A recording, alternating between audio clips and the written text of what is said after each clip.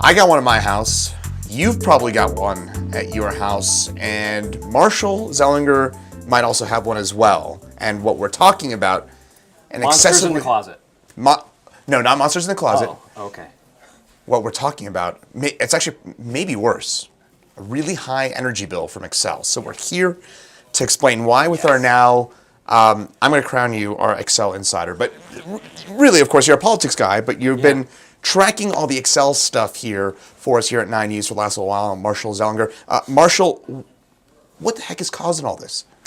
What's causing it all is high gas prices, natural gas prices, which actually aren't as high as they're actually low now. But when we're getting these bills, they're from the last few months.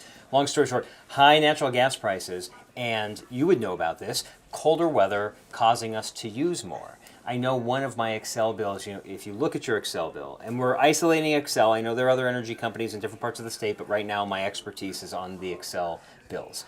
If you look at your Xcel bill, it'll show you last year, this month, and this year, this month, temperature and usage. And mine, I think it was the November bill, was 12 degrees cooler in this year, or 2022, versus 2021. My most recent bill, 5 or 6 degrees, I think, cooler now. Maybe it was more, but it was. But the point is usage. So the gas itself, Xcel, the Public Utilities Commission, which regulates Xcel, had a meeting on Wednesday that they described 40% increase from natural gas prices year to year, 30% increase in usage. So the cost of the fuel is more, and we're turning up our thermostats more often than we were a year ago. So it's supply and demand, right? There's more of a demand because there's that 30% increase, and then there's perhaps less supply. And does it have something to do with the Russia-Ukraine war? Yeah, so I got that from Senate President, Democratic Senate President Steve Fenberg, who said the war in Russia, Europe, and partially just the cold weather. So yes, I don't know the geopolitics of this, of where we get our fuel. That's part of it. Supply and demand, that's touching a sensitive topic, because then it becomes how much Xcel's business model includes planning in advance for how much natural gas it needs to buy long term, how much it buys daily, and how it's going to store that. I learned that's called the gas purchase plan that they present to the PUC when the PUC approves certain rate increases. And then it gets compared at the end of the year with the gas purchase report, which is here's how much we paid for fuel long term, here's how much we paid when we had to buy it at the spot market on that day, which is what dinged us back in February 2021 when they had to buy at that moment really expensive natural gas. But the part that I say is a sticky situation is the storage. Like, how much is being stored to be used in emergencies or in cold weather? And that, I don't know the ins and outs of that yet. So supply and demand, yes, to an extent. Okay, yes, to an extent.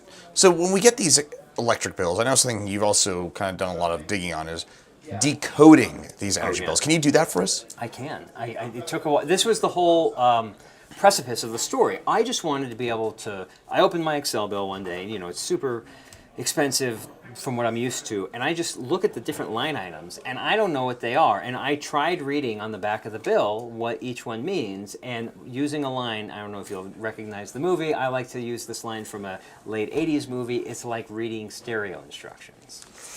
I don't know the movie. This is like reading stereo instructions. Beetlejuice. Beetlejuice. So, oh, yes. I'm decoding the stereo instructions. Taking a bill, solar bills don't look identical to this. And just a caveat, if you're on time of use, which means you're charged a certain rate from 1 to 3 p.m., a certain rate 3 to 7 p.m., and a certain rate every other time of the day and weekends and holidays, those are broken out on 3 lines, whereas a flat rate user, it's just going to be on 1 line. So I'll be describing an electric bill and a gas bill, but the electric bill is with time of use. Okay. So the first charge is service and facility.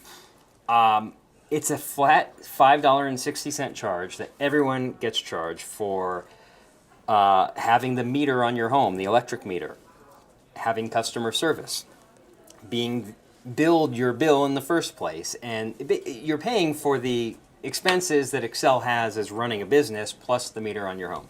After that $5.60, which never goes away, and I'll get into that in a moment because I made a comparison. Well, I'll get into that in a moment. Let's just break down the bill. Then this is what I'm talking about when I say time of use. It's RETOU. I can't remember what the RE stands for, but the time of use is on peak, meaning, let's go in order of how it looks. I think it's on peak first, so it's 3 to 7 p.m., and that's during the week. 3 to 7 p.m. is the most expensive rate when you're using electricity. 1 to 3 p.m. is called mid-peak. That's during the week also. It's slightly more expensive than normal.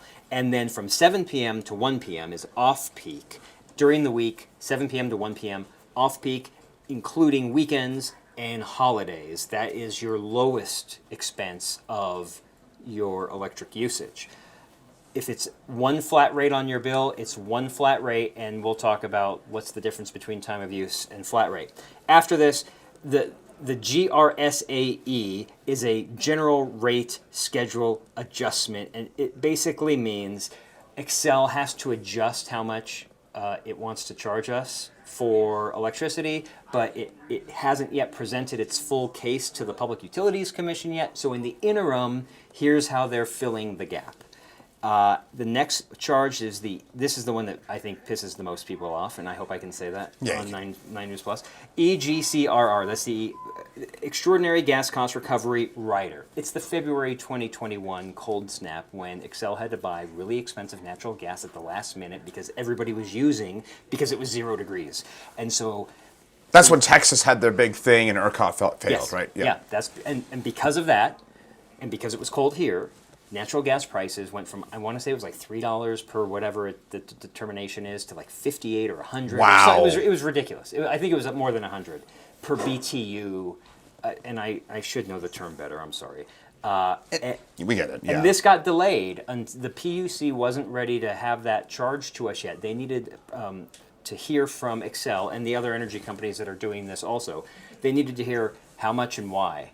And ultimately, the PUC said yes to most of what Xcel wanted to charge and recover from customers, because Xcel says when it comes to natural gas, they pass on the cost dollar for dollar. So when they paid $100 per BTU, whatever, when they paid 30, 40 times what they normally pay for natural gas, they're going to charge us 30, 40 times also, because they're just trying to make back exactly what they paid themselves.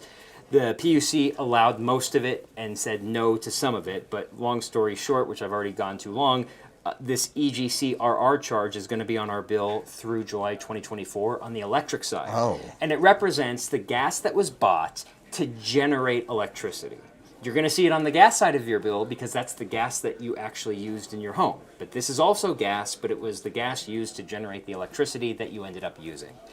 The next one, these words don't mean much. ADJ, transmission cost adjustment. It's another one of those fees that should be built into the base flat rate or your time of use rate, but Xcel has a new cost, and for this one, it's for transmission investment, so transmission lines.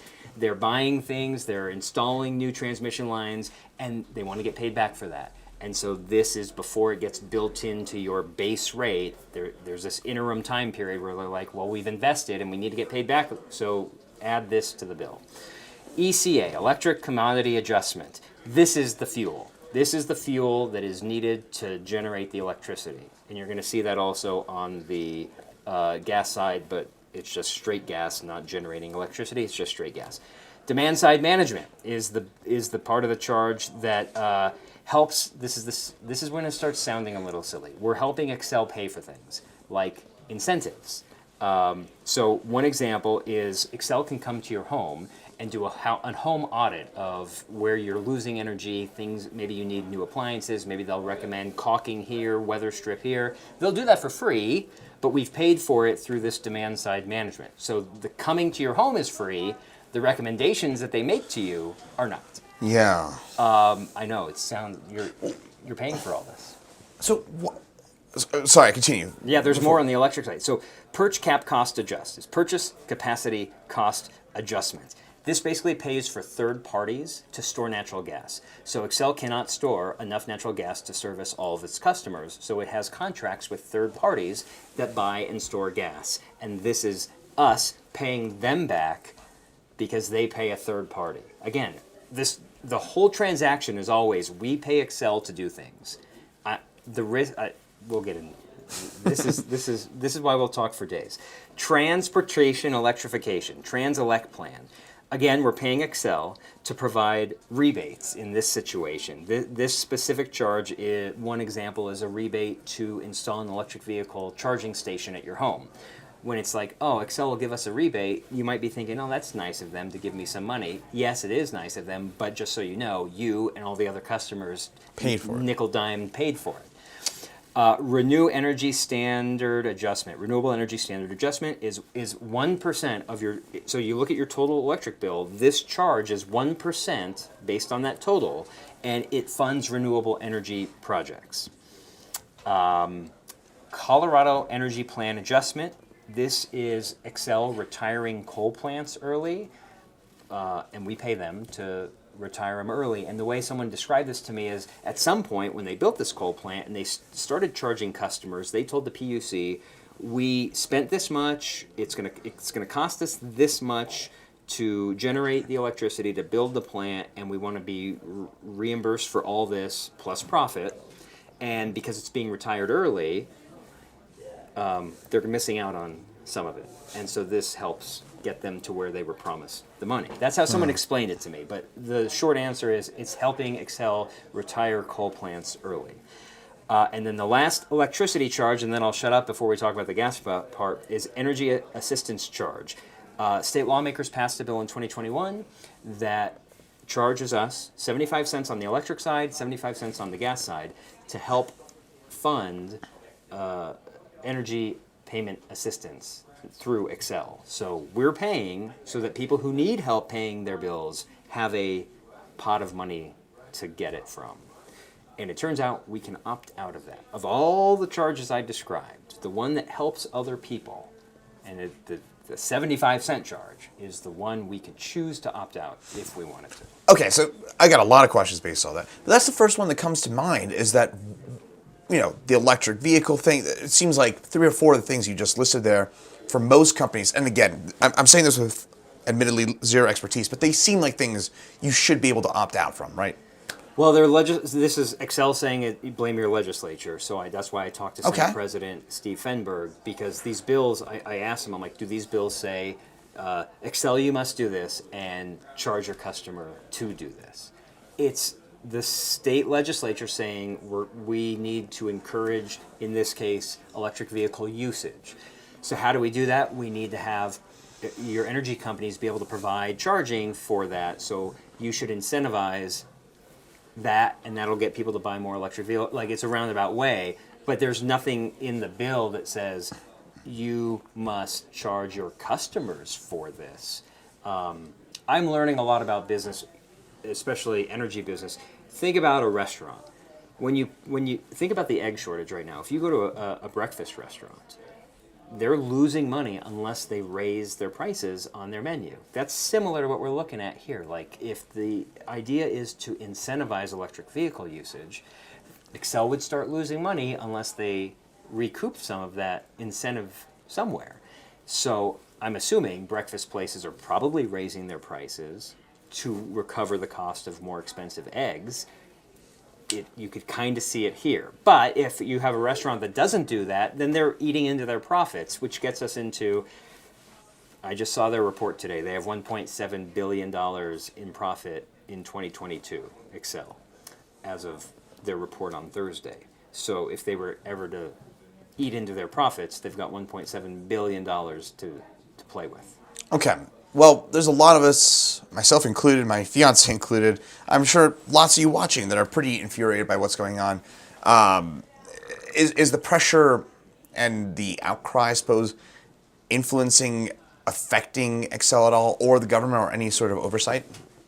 We got a lot of questions after I did the first story describing these charges, like, well, what about who's in charge? The Public Utilities Commission are 3 appointed commissioners appointed by governors We have 2 appointed by Jared Polis, Governor Polis, 1 appointed by previous Governor John Hickenlooper, and actually that one that Hickenlooper appointed, his term is up in January, and Polis has made a recommendation for a new 3rd commissioner that the state Senate has to confirm, and then he would have all 3 appointees.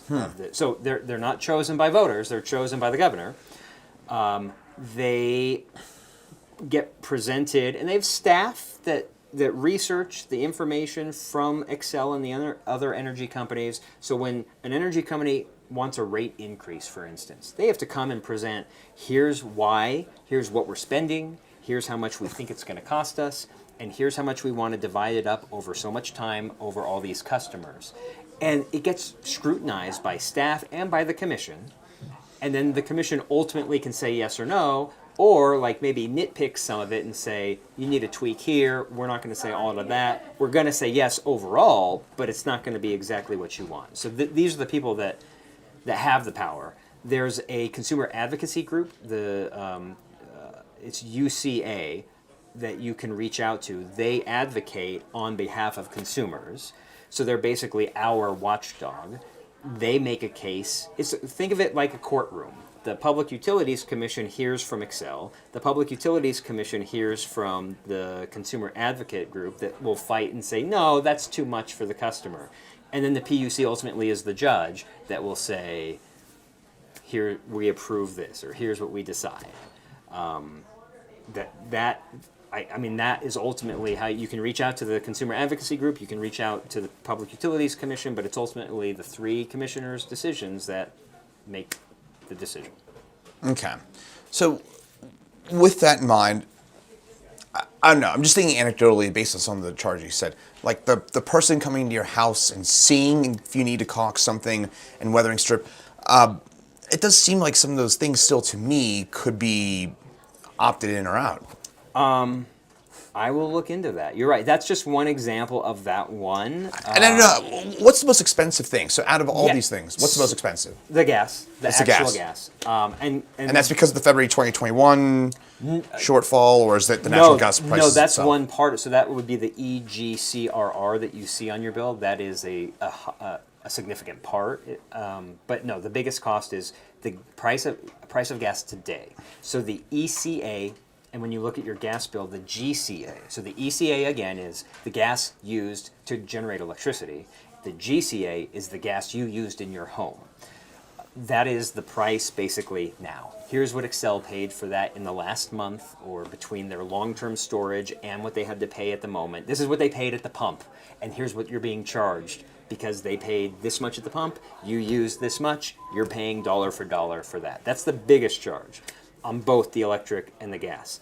After that, all these other ones that you'd like to maybe opt out of, they're really less than $1 in some cases, slightly more than $1. But over the course of your entire year, yeah, that adds up. But yeah, if we did away with those or any part of those, your bill would still be significantly high because of the gas and because of how often you're using it. Does Xcel or anything that you understand, any tips about to try and keep that in check? Yeah, and they're required because of the February 2021, the part where they weren't allowed to pass the cost on to us, the Public Utilities Commission basically said, we don't think you had good enough messaging ahead of that storm to warn people, conserve, and if you don't conserve, here's what's going to happen. And so now, because of that, you'll often see, maybe you'll get an email from Xcel. We'll get them here and as a news release, and I don't know if we're putting it out there, you'll see it on social media for sure from Xcel, that come next week, they'll probably start putting out messaging. They did this in December too, that it's going to be teens, it's going to be 0 overnight. You know, set your thermostat to 66, open your blinds during the day, like those kind of things that they recommend.